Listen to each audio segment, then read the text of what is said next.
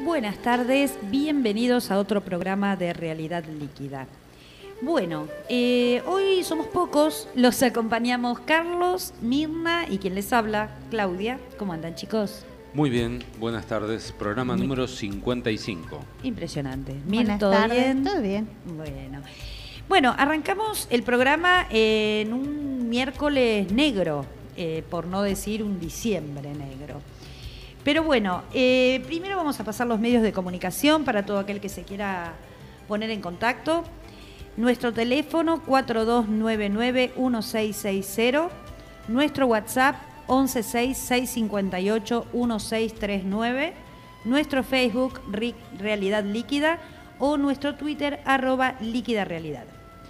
Bien, ¿con qué arrancamos, chicos? Nos falta decir que los sábados nos reunimos en Espora 1521 Adrogué. Somos Resistiendo con Aguante Oficial Almirante Brown. A partir de las 19 horas todos los sábados. Y seguimos charlando de todos estos temas. Bien, preguntaba, ¿hay mucho material? ¿Con qué quieren arrancar? A mí me gustaría hacer una reflexión sobre lo que está ocurriendo, pero desde un lugar más allá del intentado periodismo que hacemos, me gustaría reflexionar sobre cómo vivimos. Y diría que vivimos como eternos, como si no fuéramos siquiera a llegar a ser viejos. Y que la sociedad, o sea, nosotros mismos, nos deberíamos preguntar cómo nos hacemos cargo de nuestros viejos. ¿De qué manera lo hacemos? Si una persona mayor de 50 años, por ejemplo, se queda sin trabajo, ¿qué respuesta le damos como sociedad? Y ahora con esto de la tecnología, las nuevas tecnologías, es cierto que los jóvenes millennials la incorporan a esa nueva tecnología como natural, la integran como una extensión de su cuerpo y de su forma de razonar. Y seguramente irán logrando cada día más eficiencias integrados a esas nuevas cibertecnologías. Sí, eso es verdad. Pero ¿qué tendría que hacer la sociedad en su conjunto para que extender la expectativa de vida de la gente sea realmente un mérito, sea un logro y no sea un nuevo problema, ¿no? Que por ejemplo después viene el FMI y te remarca que tenés un problema ahí, entonces un gobierno muy servil sale y comienza a plantear un ajuste. ¿Para qué vivir más si el Estado nos va a privar de calidad de vida justamente en ese periodo de tiempo? Porque es el Estado, es el gobierno el responsable, por ejemplo, de quitar las retenciones al campo, de quitar las retenciones a la minería y al mismo tiempo pedirle a los jubilados que hagan el esfuerzo para tapar los agujeros financieros que van generando con el brutal endeudamiento y achicamiento del mercado de trabajo que se está haciendo. Bueno, esta era mi primera reflexión para empezar livianito. Sí, yo aprovecho que arrancaste un poco hablando de nuestros viejos para leer una suerte de editorial, ¿sí?, que preparó Marcelo, que lamentablemente no llegó todavía, así que la voy a leer yo, que tiene que ver justamente con esto de nuestros viejos. Dice así: la línea que une a la quita de retenciones a los agroexportadores con el ajuste a los jubilados es sinuosa y venenosa como la peor de las serpientes. Similar, pero más sanguinolienta, es la línea que une el permiso que se le dio a la policía para pedir documentos con los casos de represión y muerte. En ambos casos hay un apellido que se repite: Bullrich. En el 2001, siendo ministra de Trabajo de la Alianza, anunció el recorte del 13% a los jubilados. Hoy, en el 2017, es ministra de Seguridad de la Alianza Cambiemos y ordena, avala y justifica la represión. 16 años pasaron de una situación a la otra. Pero ¿cómo es posible que esta repetición ocurra? ¿Se debe a su habilidad de saltimbanqui para pasar de un partido al otro? ¿O es que se aprendió muy poco en todo este tiempo? ¿Tan difícil es recordar lo que pasó hace unos años atrás? ¿Tan fácil es olvidar? No éramos niños. Personas que en el 2001 tendrían, digamos, unos 60 años, hoy tienen 76, los de 40, 56. Las cosas se repiten una y otra vez. Los votos a favor se repiten, los votos en contra también. Los amores y los odios se terminan pareciendo en intensidad. Pero la diferencia es que el odio genera víctimas y no discrimina. Puede ser la vida de una persona que corte una calle al protestar, o puede ser un jubilado en el que va a caer el peso del ajuste. Ya no importan esas espaldas curvas por los años y por laburo que no tienen poder de protesta. Ya no importa porque salieron del círculo productivo. Ya no importa porque tienen un poco poder adquisitivo. Es más, molestan porque ya son vistos como un gasto. Eso no importa. El jubilado no importa. Lo que importa es repetir hasta el infinito que se robaron todo, que era una dictadura, que no se podía comprar dólares, que se pagaba una miseria de luz, que los periodistas no podían preguntar, que no había vasitos de Starbucks. Y Bullrich también se repite, tanto en el 2001 como en el 2017. La vida no le importa. Bueno, fuerte, ¿no? A la altura de las situaciones que se están viviendo. Sí, yo pienso en el jubilado que se suicidó, ¿recuerdan el ANSES? Sí, el primero hace unos cuantos meses. Cuando empezaba a resurgir esto de la depresión social.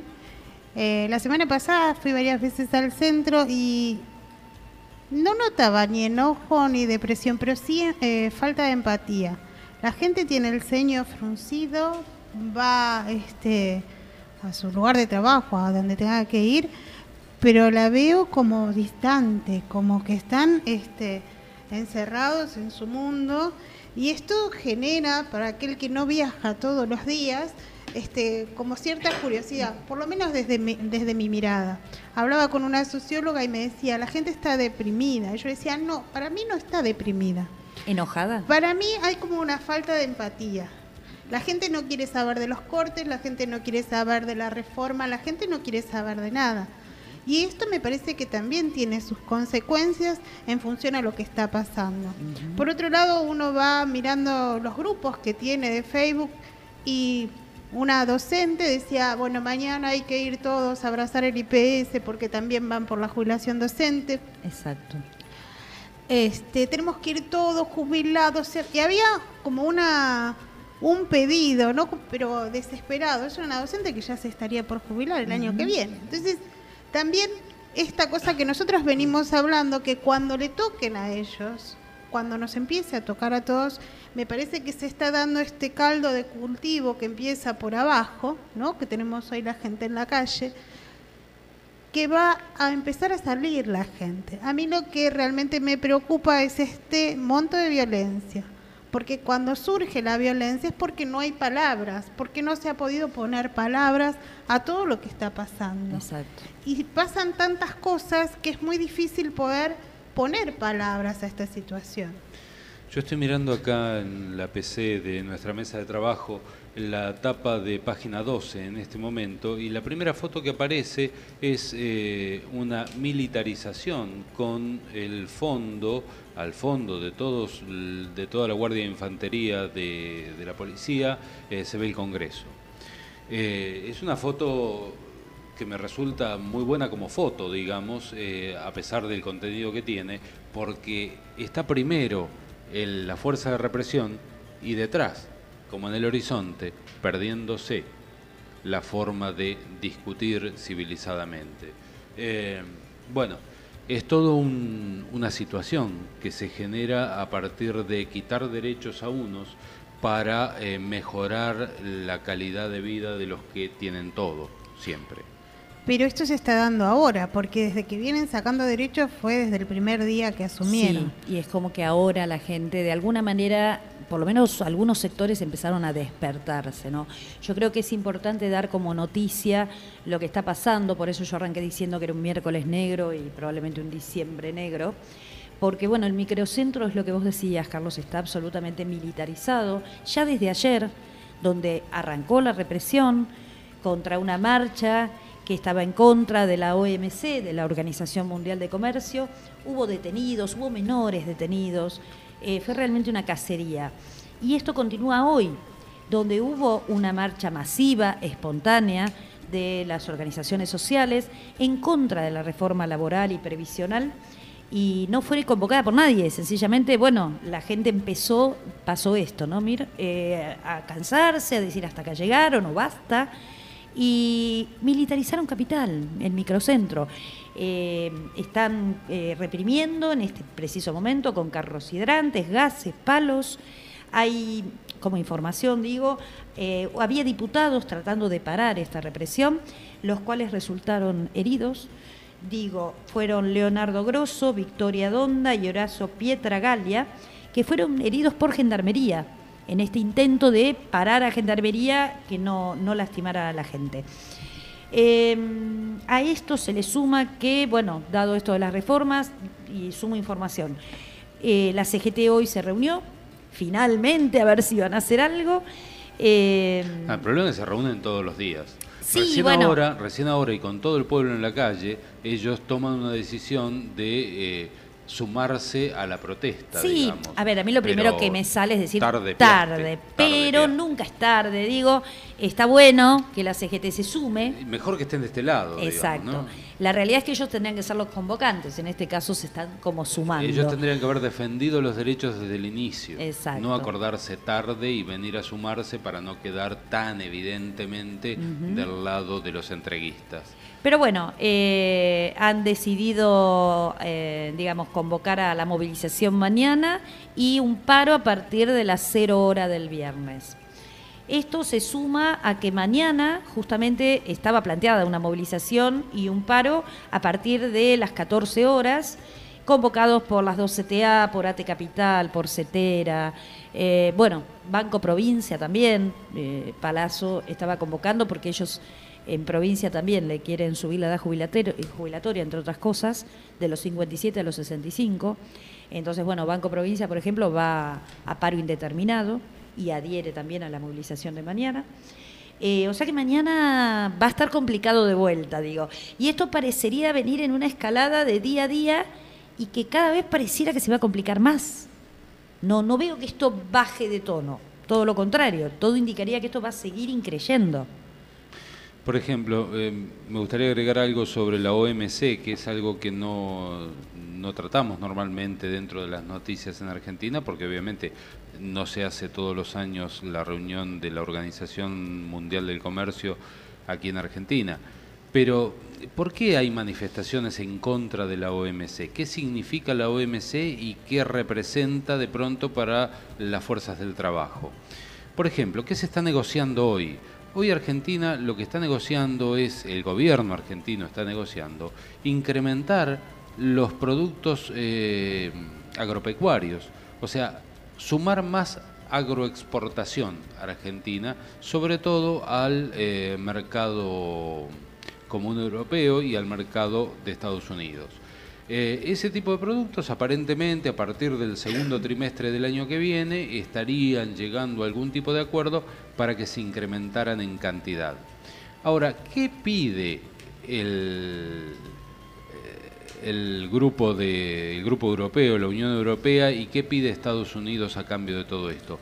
Que le compremos productos industrializados, lo que implica que nosotros vamos a mermar nuestra industria a pedido de los poderosos para incrementar la aceptación por parte de ellos de productos primarios. ¿Y esto qué significa dentro del país? Menos trabajo. Obvio. Porque va a mejorar, inclusive nos van a poder decir que mejoraron las condiciones del comercio internacional argentino, en la medida que se vendan muchos commodities tipo soja, carne y todos los derivados de la producción agropecuaria, pero cada vez va a haber más gente sin trabajo, porque lo que da trabajo es la industria, no es el campo. El campo está tan tecnificado que no genera mano de obra. Y como no hay una industria y tampoco les va a interesar ni al mercado común europeo ni a Estados Unidos que nosotros sumemos agroindustria encima de los productos primarios, este es el camino que está trazando este gobierno y por eso las organizaciones que están informadas de cómo esto está funcionando son las que se presentan para oponerse a lo que se negocia dentro de estos encuentros de la OMC. Y a esa resistencia el gobierno ayer le respondió con palos y encarcelaron a 40 o 50 personas. Habían detenido, sí, 50 personas, entre las cuales había menores de edad. No sé si lo nombraste, porque justo estaba leyendo un mensaje que ahora lo voy a leer, el tema de las deportaciones que hubo con respecto a la OMC. No lo comenté. Bueno, digo, sumado a todo esto que vos estabas comentando, no podemos dejar pasar por alto que este gobierno deportó, no dejó ingresar a la convención a 60 miembros de organizaciones que siempre han participado y que estaban, digamos, legitimados por sus países de origen. ¿Por qué? ¿Sabés por qué? Sí, en realidad los dos más reconocidos, digamos, eran 60 los que no han permitido el ingreso. Claro, 60 no se les permitió el pero ingreso. Hubo dos que muchos de ellos no vinieron directamente porque les habían prohibido el ingreso. Exacto. Ahora hay dos muy emblemáticos que sí vinieron, que son muy una periodista significativos inglesa, a nivel internacional, y se los deportó. Sí, que de los nombres no me voy a acordar, pero bueno, es una periodista inglesa muy reconocida, y el chico noruego, que también es de una organización social. El punto llamativo de esto es que estas dos personas tienen, digamos, motivos suficientes el gobierno para no dejarlos entrar. De hecho, el noruego lo que ha hecho es, por ejemplo, en su país, hacer investigaciones sobre las sociedades offshore, y ha logrado que se repatrien millones y millones de dólares a su país y que salieran leyes contra las sociedades offshore. Obviamente a Macri este muchacho no le caía bien, por un lado. Y la periodista inglesa también había criticado a Macri. No recuerdo bien si era por las políticas sociales. ¿Vos te acordás, Carlos? ¿Por qué era que lo había criticado? ¿O por el blanqueo? Me parece que por el blanqueo. Bueno, digo, había motivos suficientes como para que Macri no quisiera que estas dos personas vinieran y probablemente visibilizaran, digamos, de puertas para afuera, lo que Macri está haciendo acá adentro, ¿no? Digo, no era un dato menor esto de las 60 prohibiciones o deportaciones. Sí, el dato amarillista. Peter Titland es el nombre del noruego. Por decirlo de alguna manera, la excusa fue que revisaron las redes sociales y los contenidos de las redes sociales eran impropios para ellos. O sea, no había otro criterio, solamente el de revisar las cuentas de Facebook o de Twitter, todo lo que se usa desde la tecnología, ¿no? Me parece como poco serio este criterio. Sí, en el caso de la periodista inglesa, el argumento, la escuché a ella, fue que en su visa le habían puesto que ella pidió entrar como turista. Y en realidad, sí, era una turista que venía a una convención. Bueno, el argumento fue ese, que puso turista y no periodista. Una pavada de ese tipo. Digo, se agarraron de ese argumento para deportarla. Directamente porque, a ver, digámoslo, no es que fue toda una cuestión política conversada, no. Llegaron al aeroparque y le dijeron, buena gente, se suben a otro avión, y los deportaron. Al noruego a Brasil y a la señora inglesa a Ecuador. A Ecuador porque es su país de residencia. En el caso de ella sí, en el caso de él no. O sea, lo sacaron al lugar más cerca posible, pero lejos de la Argentina, a Brasil. Y rápido. Bueno, no, esto quería aclararlo porque no me parecía un dato menor. Sí, otro. Iba a leer, porque en eso estaba antes, un mensaje de Mariela que nos comenta, porque veníamos hablando de lo que estaba pasando en el microcentro, que el señor Marcos Peña dijo hace minutos, vamos a hacer lo necesario para sacar la ley. O sea que están dispuestos a todo. Si hay que reprimir, detener, lo que fuere, para sacar la ley que ellos necesitan. Sí, perdón, Carlos, ibas a decir algo. Sí, yo siguiendo un poco con esta línea de volver a repetir y a chocar con la misma piedra, El otro día escuchaba una reflexión de Juan Carlos Molina, que tiene un programa de radio a la noche en Radio del Plata, y él hacía como una suerte de revisión histórica, ¿no? Y decía que aunque parezca poco inteligente, este gobierno toma lo peor del 55, toma lo peor del 76 y toma lo peor de los 90. Del 55 y la Libertadora, la proscripción y la persecución judicial, la persecución política, laboral, ideológica, la represión y la censura, el armado de listas negras. Bueno, y a esto se le viene a agregar esta frutilla de las deportaciones en estos días. De los 70 o del 76, la construcción de un enemigo interno que permita desarrollar un sistema represivo cada día más potente y más impune. Y en los días que corren sabemos que está Milagro Sala y la Tupac, que está la RAM y los mapuches, para justificar más represión y más censura, justamente. Y de los 90 repiten las desregulaciones y los desguaces del Estado para hacer sus propios negocios. Los ajustes descarados sobre los más débiles, sobre los que tienen menos posibilidades hasta de expresarse o de ejercer alguna forma de respuesta, que son los jubilados.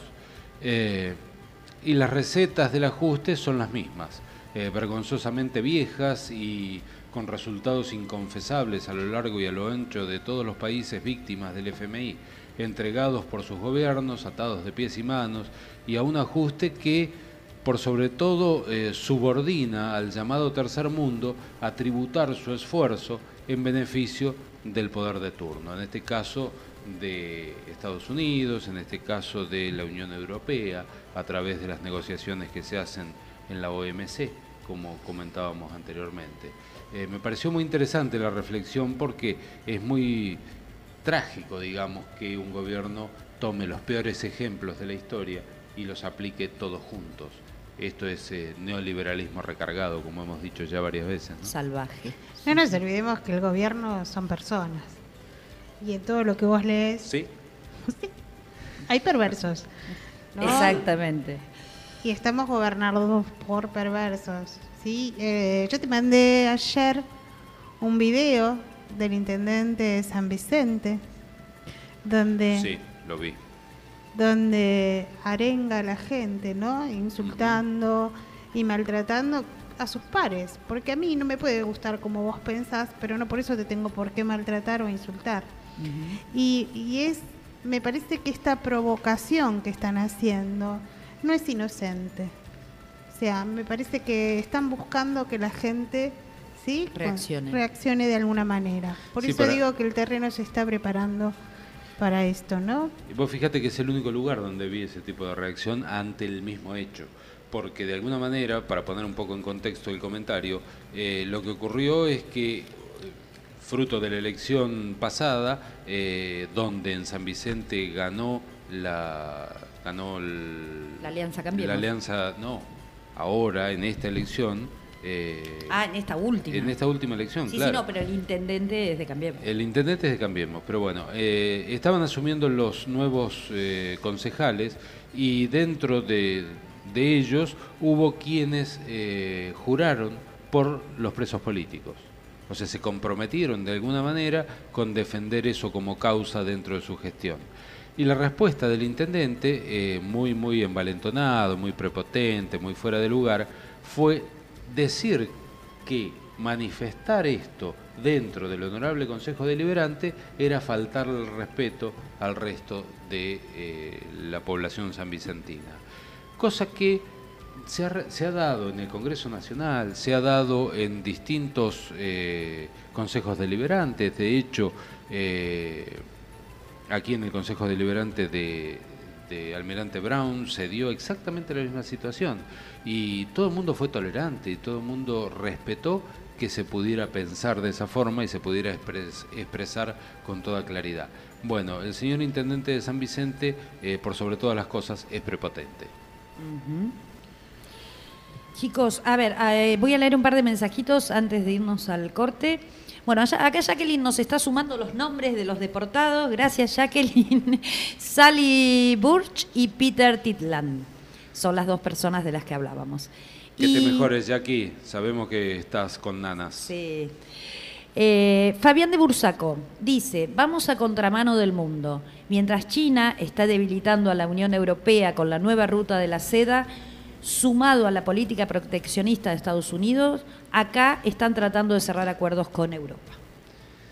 Sí, la contramano de este gobierno, estoy totalmente de acuerdo con el oyente, se manifiesta desde el primer momento, ¿no? Porque cuando aquí abrimos la economía, Estados Unidos la cierra. Entonces siempre quedamos desnudos, siempre quedamos desprotegidos. Es tan poco inteligente la política internacional que se está llevando adelante que, bueno, ya lo abordaremos con un poco más de justamente hoy escuchaba en otro programa de radio, iba en el auto escuchando, y hablaban un poco de esto, y decían que Macri pareciera que está viviendo, bueno, esto lo hemos dicho, ¿no?, en una realidad paralela, pero en ese microclima, en esa realidad que él vive, está viviendo como en los años 90. Porque esto de la OMC, de los acuerdos con, digamos, Europa, es de la época de los 90, no es de hoy. Hoy el mundo está yendo para otro lado. Bueno, pero es cuando mejor les fue a sus empresas. Sí, claro, obviamente. Sí, pero los tiempos siempre son distintos. Decía Siddhartha de Hermann Hesse, nunca te bañarás en el mismo río, porque el solo fluir del agua hace que el río sea distinto, ¿no? Sí, pero bueno, eso Macri no lo ve y mucho menos a Hesse. ¿Vos decís que no? ¿No lo habrá leído? No. Bueno, yo diría, ahora vamos a escuchar un de ir tema al corte musical. Pero quiero hacer una pequeña introducción a este tema musical al que le vamos a pedir a Jorge que lo vaya poniendo en punta. El tema es de Mi Vieja, de Papo. Este tema fue compuesto para un musical de el genial Tato Bores, en Tato de América, que se daba por Canal 13 allá por el principio de los 90. Fue compuesto por Eduardo Frigerio, que no es ministro, no tiene nada que ver con esto, y Sebastián Borenstein, hijo de Tato. Corría el año 1992 y formó parte del disco Blues Local de Norberto Napolitano, Papo. De él vamos a escuchar Mi Vieja. Y aquí estamos volviendo. Tenías una noticia, Clau, como para ir... Justo nos agarraron a la vuelta del trabajando. No vi que decía aire. En esta mesa siempre hay más información. Estaba justo diciendo que quería dar como noticia, porque sucedió el día de hoy, el tema de una contraofensiva que planteó Cristina y Timerman, que es un juicio político contra Bonadío. En su, digamos, presentación, Cristina y Timerman lo acusan de prevaricato, manipulación de pruebas, obstaculización de testimonio y pena cruel. Sí, la obstaculización de testimonio tiene que ver con que no han dejado dar testimonio a Ronald Noble, el secretario general de la Interpol, quien podía atestiguar que las alertas rojas nunca fueron, digamos, levantadas. Bueno, no se lo ha convocado y fundamentalmente de donde, digamos, tiene más fuerza esto es del prevaricato. ¿Qué es el prevaricato? Así queda más claro. Es un delito que consiste en que una autoridad, juez u otro servidor público, dicte alguna resolución arbitraria a sabiendas que es injusta o contraria a la ley. Bueno, de esto lo acusan a Bonadío y se le pide el juicio político y obviamente el corrimiento de esa causa, ¿no? Así que bueno, esto me pareció una información importante del día de hoy. Y corroborando en parte eso, estoy mirando en página 12, tapa, que este señor Ronald Noble reiteró que Argentina nunca pidió levantar las alertas rojas y se ha mostrado a lo largo de todo este proceso muy predispuesto a declarar en el trabajo que Bonadío está haciendo, pero evidentemente a Bonadío no le conviene que este señor diga su verdad porque de alguna manera derriba la parte más importante del planteo que él hace, que al decir del señor Ronald Noble es mentira. Por eso mismo, como sabemos, bueno, por lo menos muchos creemos que Bonadío sabe que lo que hizo es injusto y contrario a la ley, por eso se lo acusa de prevaricato y se le pide su juicio político, ¿no? Antes de seguir, que ahora queremos que Mirna nos cuente sobre un tema, digo, Alberto, gracias, nos está mandando mensaje un oyente donde dice que desde el obelisco se escucha genial. Así que está ahí en el medio de la pelea escuchándonos. Espectacular. Bueno, Mir, vos nos querías charlar o contar un poquito sobre el tema de la vejez. Sí, yo dado el tema que estamos tocando de la jubilación, poder decir qué es la tercera edad. Papo decía en su tema, mi mamá es que la roben una y otra vez. Y lamentablemente los seres humanos tenemos esta condición de repetir, ¿sí? La única forma de cortar con esto, según el psicoanálisis, es rehacer y reinvertirse. O sea, si nosotros no cortamos con esta repetición, seguimos repitiendo, que es este ciclo que nosotros venimos hablando una y otra vez. Vos detallás la década del 50, la década del 76, y en este sentido uno tiene que pensar, bueno, ¿qué nos pasa a nosotros como sujetos? ¿Sí? Que repetimos las historias y no aprendemos de esto. Esto es muy común en cualquier sujeto y en cualquier tipo de historia. Pero me detengo en la tercera edad. Para algunos la vejez, para otros el comienzo de una vida placentera o idílica. Así debería ser. Pero que bueno, pareciera ser que las cosas no se dan como uno espera. La tercera edad se toma a partir de los 60 o de los 65 años. Y uno tiene que pensar que a esa edad ya no tiene la habilidad que tenía ni a los 20, ni a los 30, ni a los 40, ni a los 50. Tal cual. No solamente va perdiendo habilidades, sino también que en este trayecto de la vida pierde amigos, pierde seres queridos, pierde la capacidad de poder hacer cosas que le gustaba, deportes o cualquier actividad que uno hacía en su juventud. Y en este sentido lo que la persona mayor busca es descansar, reflexionar, ¿sí? Y en el mejor de los casos poder hacer cosas que no las pudo hacer por su trabajo, por estar criando a sus hijos o por afianzarse en su carrera. En realidad el hombre en este proceso de su vida todo el tiempo busca alcanzar cada vez más, no sé si un bienestar, pero lo que se espera es que pueda alcanzar este bienestar. Lamentablemente cuando se llega a esta edad, se llega con muchas cuestiones que son enfermedades crónicas, dolores en los huesos, en las articulaciones. Nosotros veníamos hablando hoy del dolor de estómago. Nosotros no llegamos, pero estamos cerca. Nos duele todo. Presión arterial, diabetes, todas estas cuestiones que no solo demanda de la atención de nosotros mismos, sino también de recursos para poder afrontar estas enfermedades que son típicas de la edad.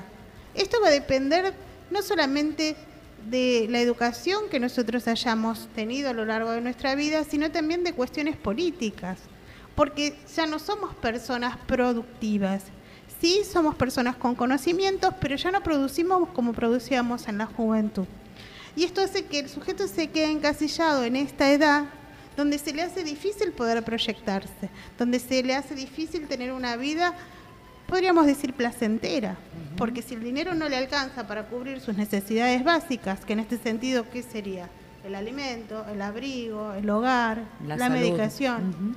Es muy difícil que esta persona pueda tener una vida prolongada como la que hoy se espera o la expectativa que hay en el mundo hoy. Entonces, uno piensa que quizás los jóvenes no tomen conciencia de la importancia que tenga esta nueva normativa, ¿sí? Pero sí para los ancianos no tienen tiempo, no tienen ese tiempo para esperar a que el gobierno reorganice sus números, reorganice lo que tenga que reorganizar para brindarle bienestar a las personas que trabajaron, que aportaron y que dejaron su vida en función no solamente de su trabajo, sino también de crear un país, porque nosotros hoy nos quejamos de un montón de cosas, pero también nuestro país ha tenido muchos logros. Lamentablemente, así como se consiguen, se pierden. Esto me parece que es lo que no se puede sostener en el tiempo. Pues fíjate que cuando los defensores de este ajuste, porque no es una reforma, es un ajuste, hablan de beneficios, esos beneficios no son creíbles, no son sustentables. Nadie les puede creer cuando, por ejemplo, uno de estos señores, muy caradura el tipo, dice que los jubilados van a cobrar menos dinero, pero no van a perder capacidad adquisitiva. O sea, es una mentira de tal calibre. Es una burla. Es una burla. Porque esto, de la única manera que se daría, sería en un supuesto utópico de vivir en un estado de deflación, donde los precios bajan.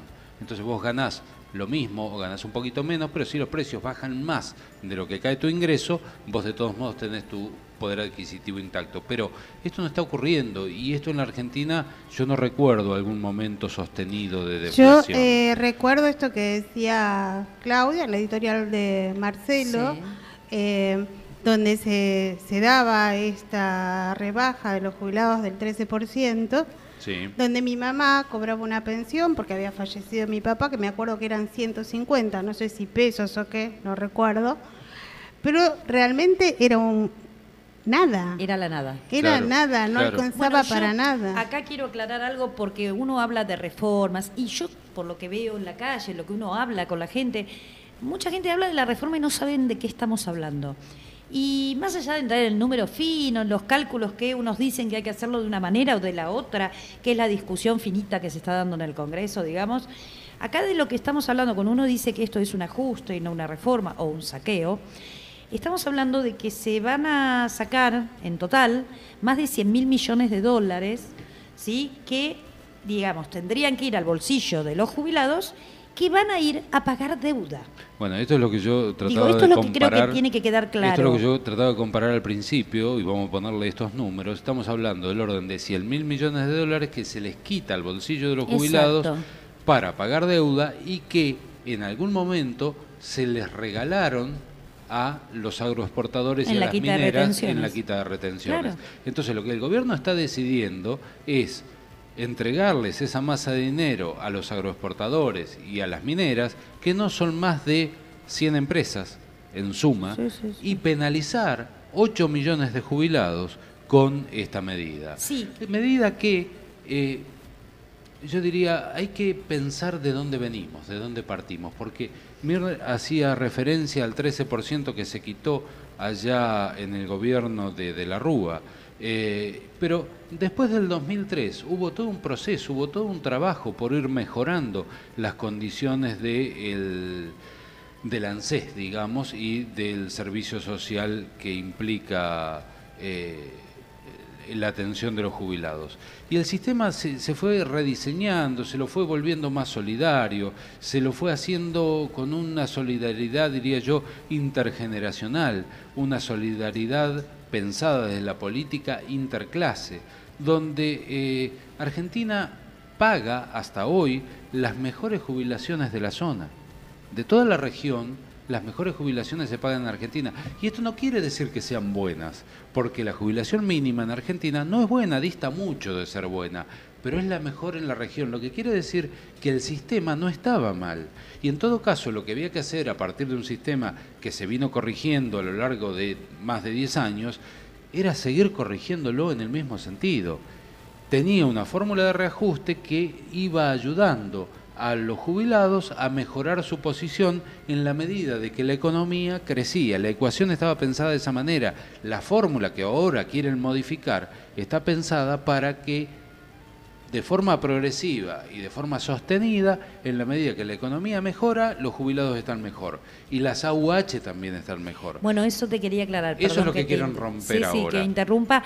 Digo, porque uno habla de los jubilados. Y la realidad es que esta reforma, entre comillas, no perjudica únicamente a los jubilados. A los jubilados en su amplia mayoría, digamos, son los más perjudicados. Pero también están los beneficiarios de la asignación universal por hijo y los Malvinas.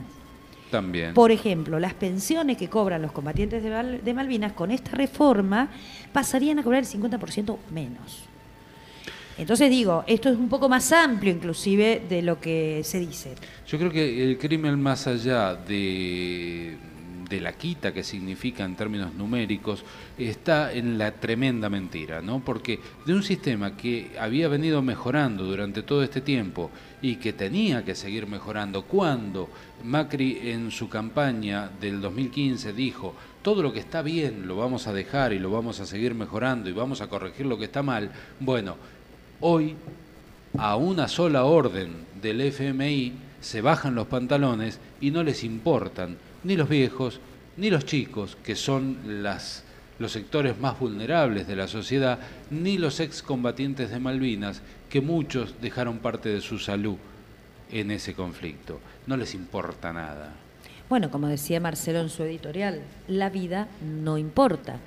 Y bueno, muestras tenemos, ¿no? En lo que va de este año, tenemos a Santiago Maldonado, tenemos a Rafael Nahuel, que ya estamos hablando de muertes, de represión indiscriminada, y ya no importa a quién ni a cómo. Entonces, claramente no les importa la vida. El problema es que ellos se escudan y hacen pie en esta construcción que acuñaron de la pesada herencia, ¿no? La pesada herencia, en 2 o 3 palabras, como si incluimos el artículo serían 3 palabras, logran encapsular un montón de cosas y enmarcar el pensamiento de mucha gente que vuelve a votarlos a partir de creer que muchas de las cosas que hoy están pasando tienen que ver con esa pesada herencia, cuando en realidad la ecuación, vuelvo a insistir, tenemos como, a título de ejemplo, ¿no? Los 100.000 millones de los que estamos hablando se los quitan a los jubilados para dárselos a los agroexportadores y al pago de la deuda y a las mineras. Como se las dieron a los agroexportadores y a las mineras y ahora necesitan para pagar la deuda, bueno, ¿a quién se la quito? Se la quito a los jubilados, si querés verlo de esa manera. Pero son 100.000 y el juego es a quién le quito al más débil, a quién premio al más fuerte. Sí. ¿Tenemos un mensaje? Ah, sí, mira.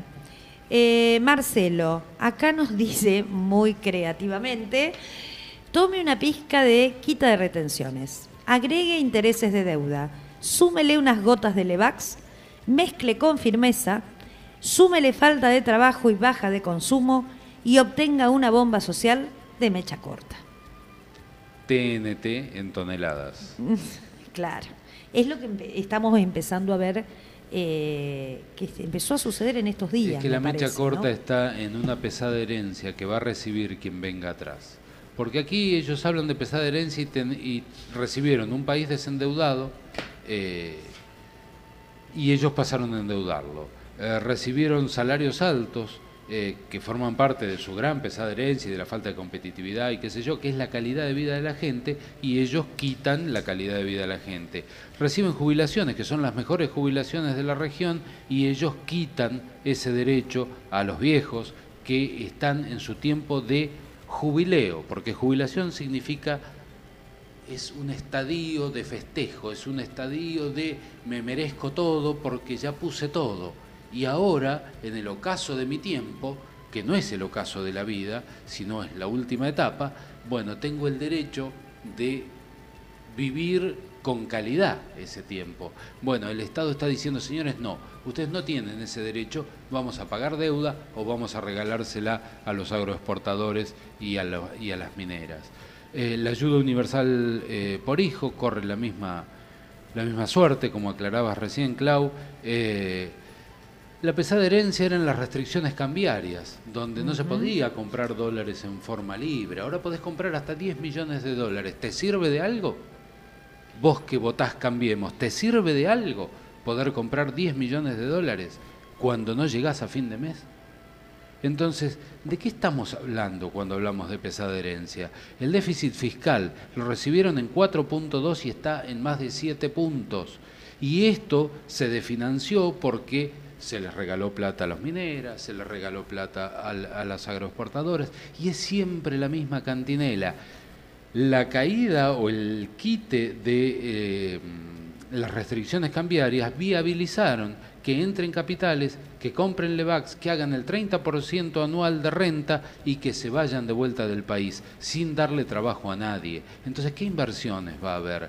Señores, está equivocada. Esta política, como cada 20 años se da el ciclo de que son iluminados que intentan llevar adelante este tipo de ideas, pasó en el 55, pasó en el 76, pasó en los 90, se vuelve a repetir en el 2016, 20 años, más o menos, ese es el ciclo, con las mismas mentiras, con las mismas formas, pero cada vez con más descaro, con el descaro de saber que no sirve, saber que es a favor de unos pocos y a pesar de todo el resto, pero bueno, ese es el camino que elige este gobierno. Este gobierno y la gente que votó a este gobierno, porque yo sigo leyendo y muchos todavía siguen apoyando a este gobierno. Sin duda. Por eso en la última elección, hace ¿cuánto? ¿Un mes? Sí, más o Poco menos. más de un mes. Ujú. Volvieron a tener un espaldarazo de confianza de parte de la gente que evidentemente muy desinformada y muy embarcada, enancada en el odio que se armó sobre el proyecto nacional y popular, el cual tiene un montón de defectos, tuvo un montón de defectos, no se puede hacer la vista gorda en esto, pero como mintió el presidente actual, se tendrían que haber corregido las cosas que estaban mal y enfatizar por el bien las cosas que estaban bien. Bueno, nos mintieron a todos. Todos los que votaron Cambiemos son víctimas de una mentira. Y los que avisamos que entonces nos corrieron un costado con esa sola frase. Quiero agregar a esto que más allá de que hubo votantes que los agarraron, digamos, inocentemente porque le creyeron y obviamente le estaban mintiendo, yo no quiero dejar pasar la campaña duranbarbista que hay atrás de todo esto. Digo, porque este gobierno, entre otras cosas, se especializa por crear enemigos internos. El primer enemigo interno que fabricó este gobierno fue el propio kirchnerismo. Ahora le agregaron a los mapuches, la famosa rama, entre comillas, que no sabemos si existe, bueno, los marginados de siempre. Pero digo, me parece que no podemos dejar de lado toda esta campaña que fue hecha desde el gobierno y a partir de todos sus medios cómplices, en donde han instalado en la gente este gran enemigo interno que el primero fue el kirchnerismo. Y ahora vienen todos los demás, ¿no? Entonces digo, cuando la gente te dice, porque se robaron todo, y vos rascás un poquito y le preguntas, bueno, a ver, razonemos. No hay posibilidad de razonabilidad, porque no tienen elementos. Vos le decís, ¿y qué se robaron? Ah, no sé, pero... El problema es que hay un fenómeno ahí que Mirna seguramente lo podrá explicar mejor que yo, pero sí yo visualizo el fenómeno en términos de que no importa cuánta información tengo para hacer ese juicio, pero como me molestaba o me enseñaron a que me tenía que molestar, Tal por cual. ejemplo, la cadena...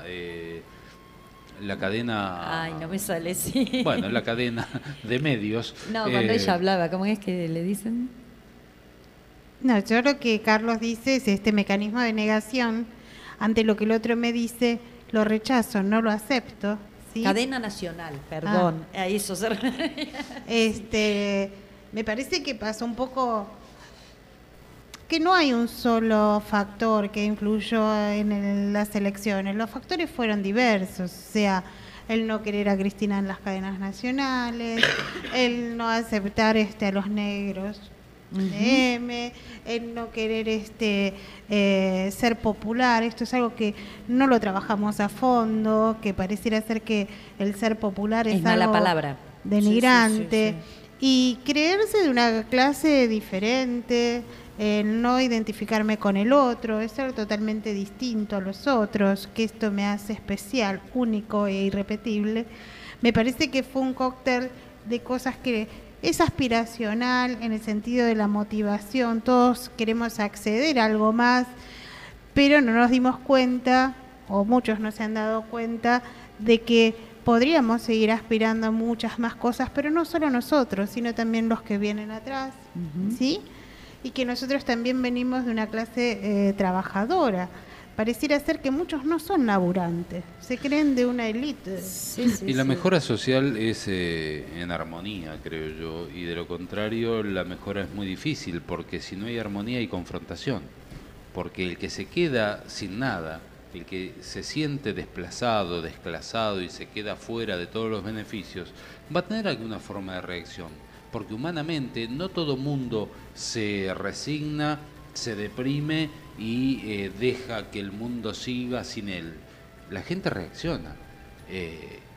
Y si uno tiene en cuenta esto como como la lógica de lo que va a ocurrir, porque es humano que así sea, tiene que entender que florecerás cuando todo florezca, como decía el poeta. Bueno, se nos va terminando la hora.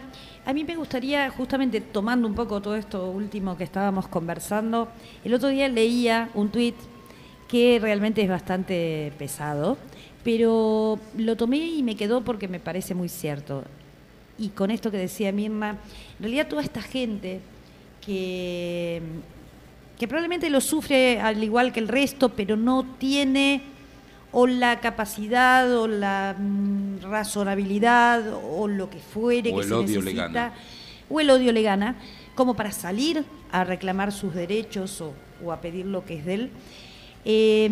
Yo le pediría que reflexione, que trate de tener pensamiento crítico, que saque un poco los ojos de los medios cómplices y lea, se informe de alguna otra manera, porque como decía el tuit, hoy llegó el momento, me parece, en que los de siempre vamos a salir a poner el cuerpo. Sí, probablemente muchos le lleguen las balas. Y para las Navidades, ese otro grupo va a empezar a decir, eran todos lo mismo. Y no me parece justo, ¿sí? Porque cuando salimos a la calle y ponemos el cuerpo, lo hacemos por todos. Entonces pido algún milímetro de compromiso, de razonabilidad, sencillamente correr la mirada y empezar a tener algún pensamiento crítico mínimamente. Un poco de empatía por los que están sufriendo, un poco de empatía por los que se están quedando fuera del sistema. Y aquello de que Macri y Scioli son lo mismo, no es cierto. Bueno, ahí la izquierda tendría que hacer algún mea culpa también. Pero bueno, se nos termina el programa, chicos. Así que, bueno, gracias a todos los oyentes, a todos los que nos han ido mandando mensajitos. Hasta el próximo miércoles y vamos cerrando con Calle 13. Exactamente. Hasta el próximo miércoles.